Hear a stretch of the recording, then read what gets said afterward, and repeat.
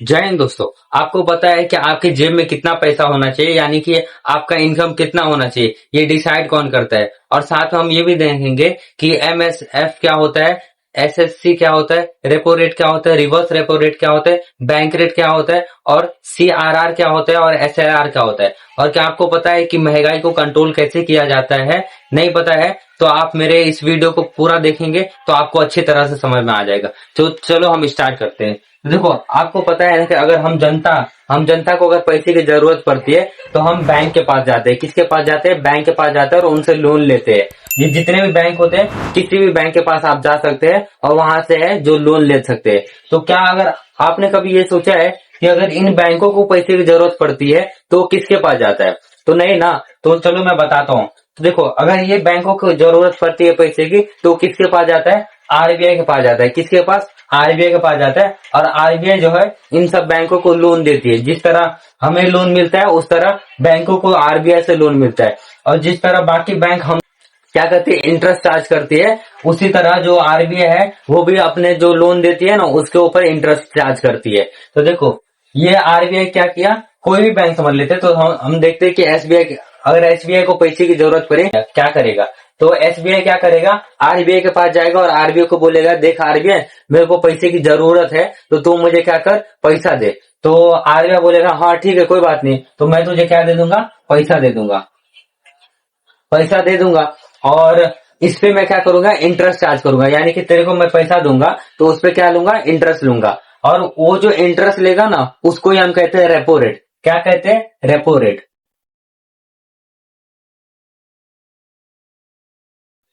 समझ में आ गया रेपो रेट किसे कहते हैं? जो आरबीआई जो कमर्शियल बैंकों से, जितने भी कमर्शियल बैंक है, उन लोन के साथ जो इंटरेस्ट लेती है उसको ही हम कहते हैं रेपो रेट। तो ये रेपो रेट जो होता है वो कितने दिन के लिए होते हैं? तीन तरह के लोन होते हैं जो आरबीआई जो है वो बाकी बैंकों को देते हैं। एक होता है एमएसएफ। एमएस का मतलब क्या होता है? Marginal standing facility. Marginal standing facility होता है।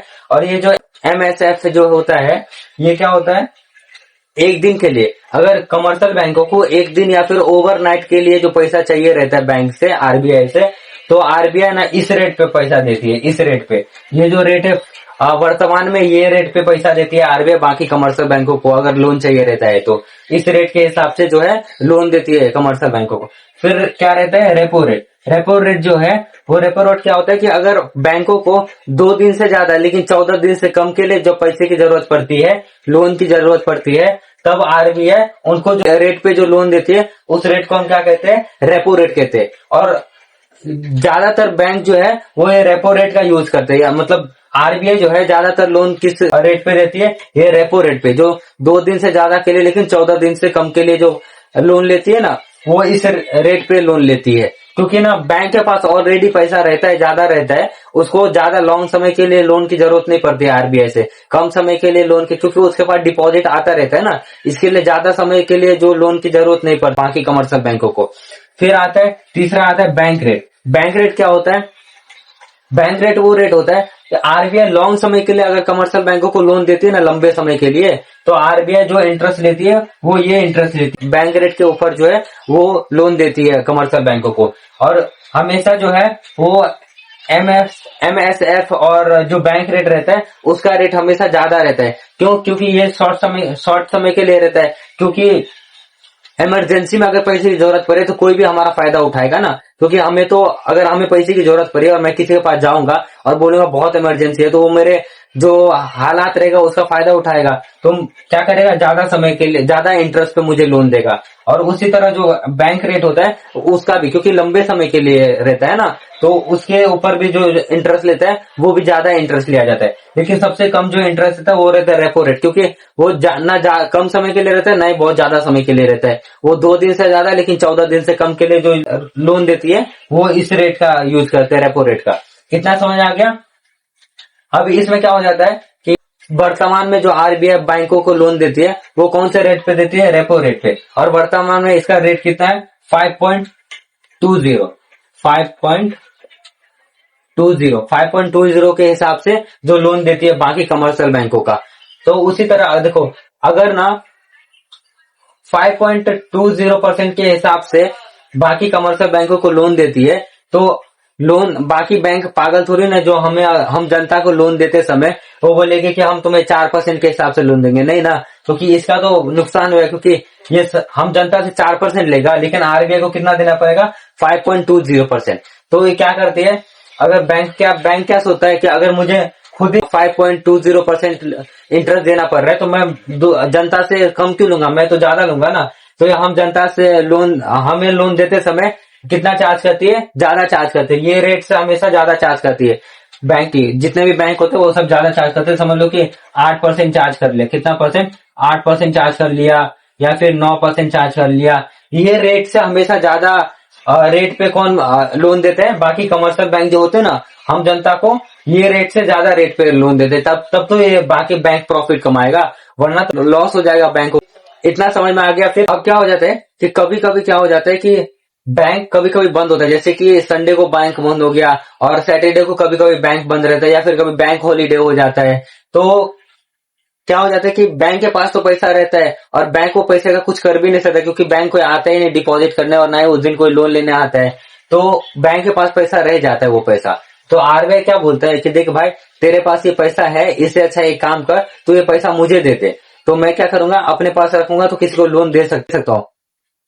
तो बाकी कमर्शियल बैंक क्या करते हैं, आरबीआई को उस समय लोन देता है, मतलब पैसा दे देता है, बोलता है कि ठीक है, ये पैसा आप क्या करो, अपने पास रख लो, क्या करो, अपने पास रख लो, लेकिन इसमें मुझे इंटरेस्ट तो मिलेगा ना। जिस तरह मैंने जब आपसे पैसा लिया था, तो आप हमसे इंटरेस्ट लिए थे, उसी तरह जब हम आपको पैसा दे रहे हैं, तो आप भी इंटरेस्ट दोगे ना।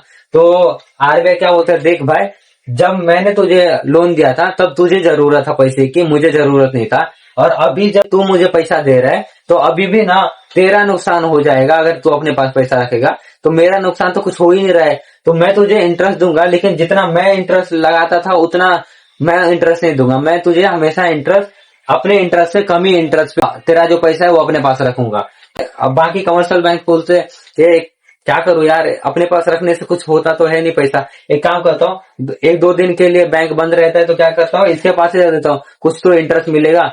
तो अपना जितना भी पैसा है कमर्शियल बैंक वो क्या करेगा, आरबीआई को दे देगा, जब हॉलीडे रहेगा या बैंक हॉलीडे या फिर कुछ छुट्टी वुट्टी रहता है ना, तब क्या करता है बैंक, अपना पैसा किसको दे देता है, आरबीआई को दे देता है, और इस पे जो है बाकी कमर्शियल बैंक आरबीआई से कुछ ब्याज चार्ज करता है। तो इसी ब्याज को हम क्या कहते हैं, reverse repo rate, reverse repo rate, reverse repo rate क्या बोलते हैं, रिवर्स रेपो रेट।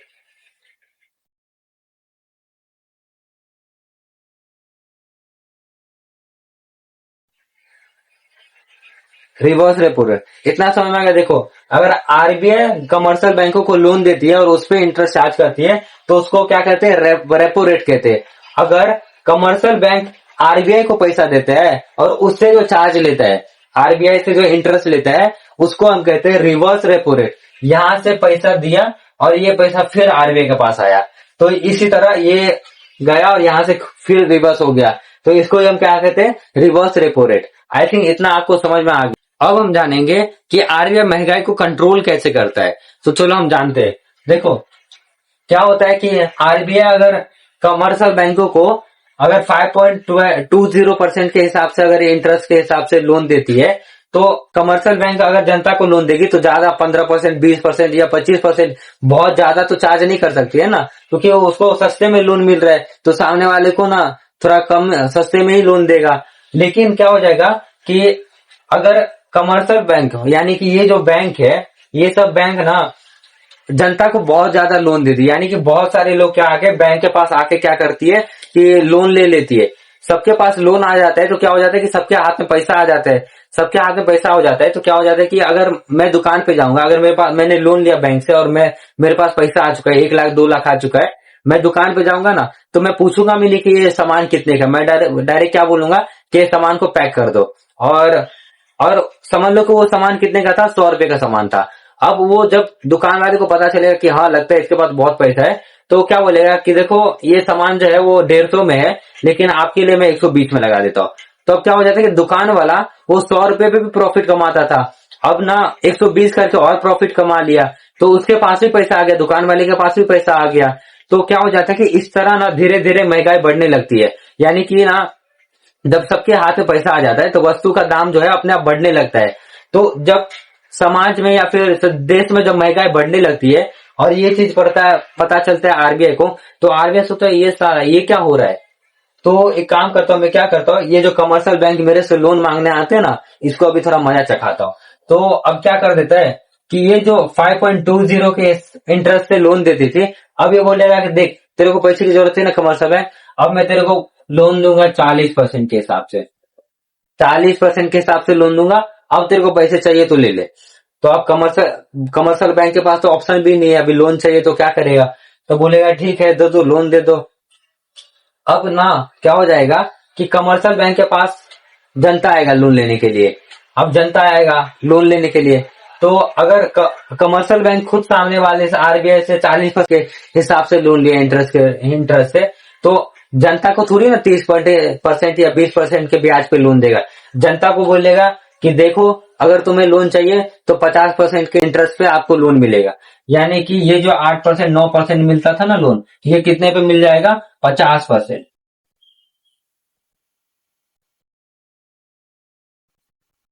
50% के इंटरेस्ट पे लोन मिलेगा। अब जनता मूर्ख थोड़ी ना है, वो बोलेगा भाई मतलब मैं तेरे से अगर 1 लाख रुपया लिया तो अगले साल मैं तुझे 1.5 लाख रुपया दूं क्या, पागल वागल समझा है, नहीं चाहिए तेरा लोन। तो अब क्या करेगा, जनता लोन लेगा ही नहीं बैंकों से। अब लोन लेगा नहीं तो अब दुकान पे जाएगा तो बोलेगा कि आज सामान नहीं चाहिए मुझे। तो ऐसा सब बोलेंगे क्योंकि सबको लोन ही नहीं मिल रहा है बैंक से। तो क्या हो जाएगा कि दुकान वाले को क्या लगेगा कि अरे यार मेरे सामान में कुछ खराबी हो गया क्या, जो इतना डिमांड कम हो गया। तो क्या करो, एक काम करो तो प्राइस कम कर दे तो क्या पता मतलब मेरा सामान बिकने लगे। तो दुकान वाला क्या करेगा, अपने वस्तु का अगर 100 रुपए का सामान था तो फिर 80 रुपए 70 रुपए कर देगा। तो इस तरह क्या हो जाएगा, महंगाई जो है धीरे धीरे कम हो जाएगी, क्योंकि बैंक खुद 40% के हिसाब से लोन लेगा, 40% के इंटरेस्ट से, और वो 50% के इंटरेस्ट से लोन बांटेगा।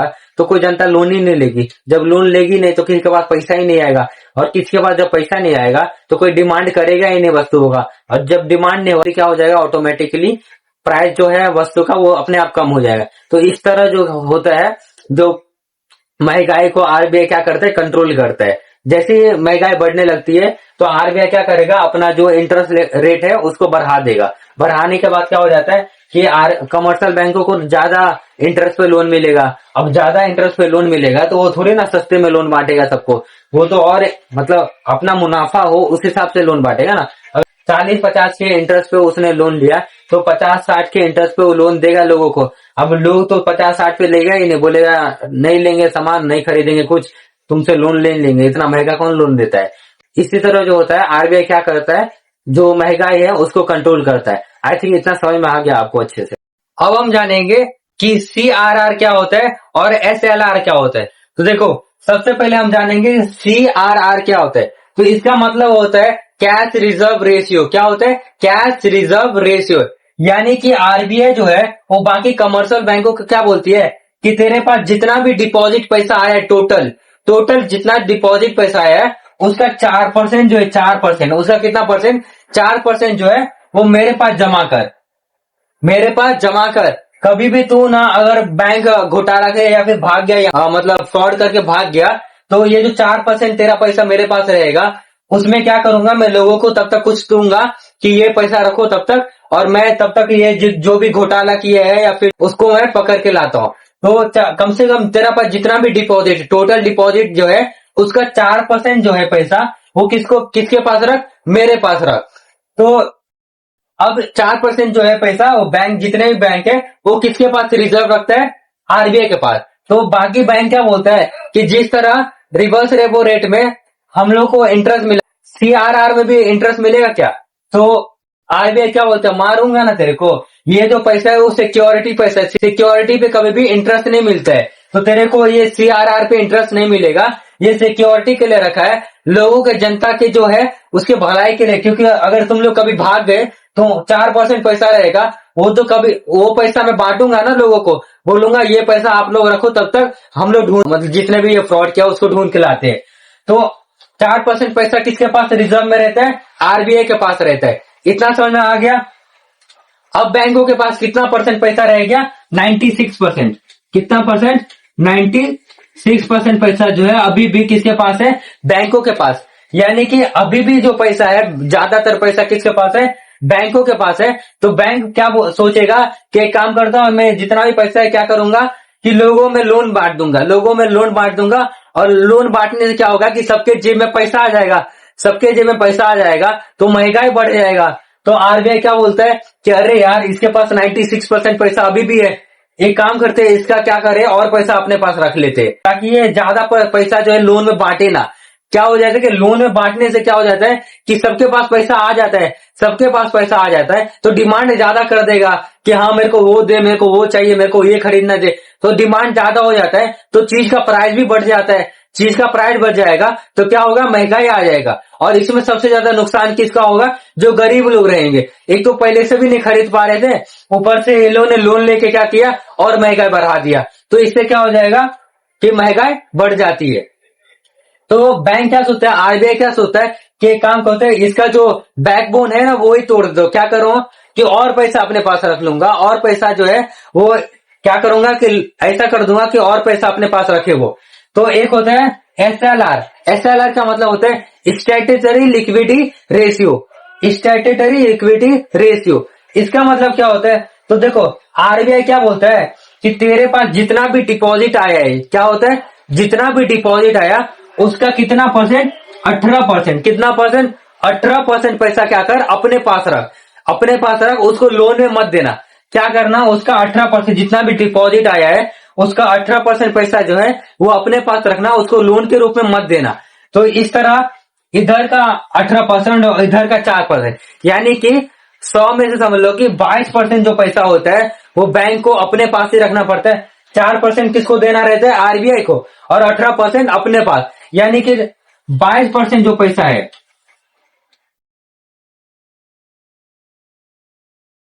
22% जो पैसा है वो बैंक को लोन के रूप में नहीं देना रहता है। तो ये समझ में आ गया। और कभी भी नोट छाप के महंगाई को दूर नहीं किया जाता है, क्योंकि नोट छाप देंगे तो सबके पास पैसा रहेगा, सबके पास पैसा रहेगा। वेनेजुएला ने ऐसा किया था, उसने क्या किया था, वो क्या सोचा था कि गरीबी मिटाना है ना, तो क्या करता, नोट छाप दो और सबको पैसा दे देता हूं। तो अब इससे क्या हो जाता है कि जब सबके पास पैसा आ जाता है ना तो लोग डिमांड करने लगते हैं, डिमांड करने लगते हैं तो क्या हो जाता है कि अपने आप चीज का प्राइस बढ़ने लगता है।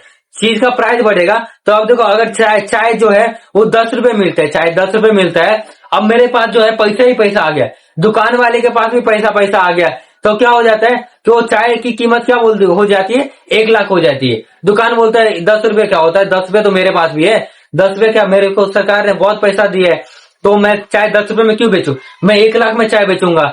तो अब मेरे कस्टमर के पास भी पैसा है, दुकान वाले के पास भी पैसा है। तो अब इस बीच में कौन फंस जाता है? बीच में जो वस्तुएं होते हैं वो फंस जाते हैं, उसका प्राइस ही भाग जाता है। यानी अगर 10 रुपए का चाय मिलता है ना तो बोलते हैं 10 रुपए का चाय तो मिलता है, इसमें क्या बड़ी बात है, मेरे पास ही पैसा है, कस्टमर के पास पैसा है, तो एक काम करो, तो इस चाय की कीमत है 1 लाख कर दूंगा, 10,000 कर दूंगा, 10 लाख कर दूंगा, मेरे को क्या जाता है, मेरे पास ही तो पैसा है। तो नोट छापने से जो है वो समस्या का हल नहीं है कि गरीबी मिटा दे, उल्टा। और जो वेनेजुएला ने क्या किया था, अगर अपने भारत देश का जो महंगाई वो 10% है, तो वेनेजुएला ने जब नोट छाप दिया था तो उसका जो महंगाई है वो 10 लाख% भाग गया था। यानी कि अगर कोई मतलब अपना चीज जो अपना भारत में 10% महंगाई है तो वेनेजुएला में नोट छापने के बाद क्या हो गया कि 10 लाख% जो है वो महंगाई भाग गया था। नोट छापने से महंगाई को दूर नहीं किया जाता है। ये सबसे बड़ी बेवकूफी है कि हम सोचते हैं कि नोट छाप दो, सबको पैसा दे दो, महंगाई खत्म हो जाएगा। ऐसा बिल्कुल नहीं होता है। ये समझ में आ गया आपको? देखो आरबीआई ये 5 चीजों का यूज करके क्या करती है, महंगाई को रोकती है। कैसे? आरबीआई क्या करेगा, इंटरेस्ट को बढ़ा देगा। क्या करेगा? इंटरेस्ट को बढ़ा देगा। यानी कि अगर मैं लोन ले रहा हूं तो मेरा जो ब्याज होगा उसका दर बढ़ा देगा। तो ज्यादा ब्याज पे कौन लोन लेगा, तो लोन कोई लेगा ही नहीं। तो क्या होगा, लोन कोई लेगा ही नहीं। अगर इंटरेस्ट बढ़ गया तो लोन कोई लेगा ही नहीं, लोन कोई लेगा नहीं तो लोगों के हाथ में पैसा ही नहीं रहेगा। लोगों के हाथ में क्या नहीं होगा, पैसा ही नहीं होगा। अगर लोगों के हाथ में पैसा ही नहीं तो डिमांड भी नहीं होगा, कोई चीज का, वस्तु का डिमांड नहीं होगा। डिमांड नहीं होगा, मेरे पास पैसा ही नहीं है तो मैं क्या खरीदने जाऊंगा, तो चीजों का, वस्तु का डिमांड ही नहीं रहेगा। तो डिमांड नहीं होगा तो दुकान वाला सोचेगा कि ऐसा क्या होगा, जो मतलब मैं बेच तो रहा हूं लेकिन ना क्या होगा कि डिमांड ही नहीं है। तो डिमांड नहीं है तो क्या, वो क्या सोचेगा कि काम कर दो, इसका प्राइस कम कर देता हूँ, क्या पता कि लोग खरीदने आ जाए। तो क्या हो जाएगा कि प्राइस कम हो जाएगा। प्राइस कम हो जाएगा तो अपने आप जो इन्फ्लेशन है, महंगाई जो है वो क्या हो जाएगा, कम हो जाएगा। यानी कि जो वस्तु ज्यादा महंगा बिक रही थी, अब डिमांड ना होने के कारण क्या हो जाएगा, प्राइस कम हो जाएगा। और प्राइस कम हो गया तो जो महंगाई होती थी, जो मार्केट में महंगाई हो रही थी, वो महंगाई क्या हो जाएगी, कम हो जाएगी। तो आरबीआई क्या करते हैं, ये चीजों का यूज करके महंगाई को कम करती है, महंगाई को रोकती है ज्यादा होने से। तो इतना समझ में आ गया। आरबीआई जो मॉनेटरी पॉलिसी जो होती है वो आरबीआई हैंडल करती है। जो जितना भी पैसे का जो पॉलिसी वॉलिसी जो होता है वो कौन हैंडल करता है, आरबीआई करता है। आरबीआई गवर्नमेंट का भी नहीं सुनता है, आरबीआई एक अलग होता है, आरबीआई का अलग डिपार्टमेंट है। वो अपना वो मोदी का भी नहीं सुनेगा।